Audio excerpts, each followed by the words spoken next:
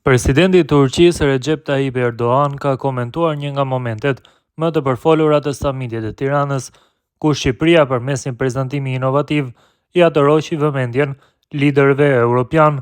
Gjatë një deklarate për mediat, Erdogan u ndalte në mënyra kreative, me të cilën kryeministri shqiptar Edi Rama i prezantoi homologët e tij në këtë ngjarje ndërkombëtare.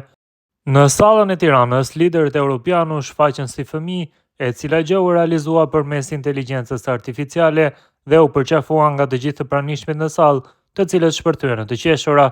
Shqipëria bëri diçka interesante në prezantim. Ajo solli në ekran krerët e shteteve dhe kryeministrat e të gjitha vendeve me inteligjencë artificiale.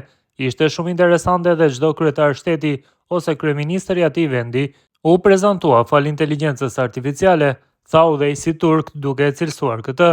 Qasje si njërisi domethënë se në paraqitjen digjitale të liderëve botëror, presidenti turk shtoi se Turqia synon të ndjek hapa të ngjashëm dhe të jetë konkurruese në zhvillimin e teknologjive të avancuara. Shpresojmë që kemi dalë dhe do të dalim me një infrastrukturë të tillë në konkursin që do të mbahet në të ardhmen e afërt. Ne i besojmë vetes, ju besojmë juve dhe kështu me vullnetin e Zotit, po ecim drejt së ardhmes me një infrastrukturë të fortë të inteligjencës artificiale, theksoi ai.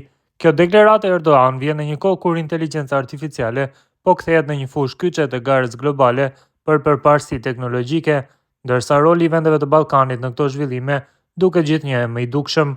Sa i përket videos prezantuese që u paraqit në samitin e komunitetit politik europian në Tiranë, ajo ishte e realizuar me inteligjencë artificiale dhe u shfaqën 47 liderët europian të portretizuar si fëmijë, duke thënë në gjuhën e tyre: "Mirë se vini në Shqipëri."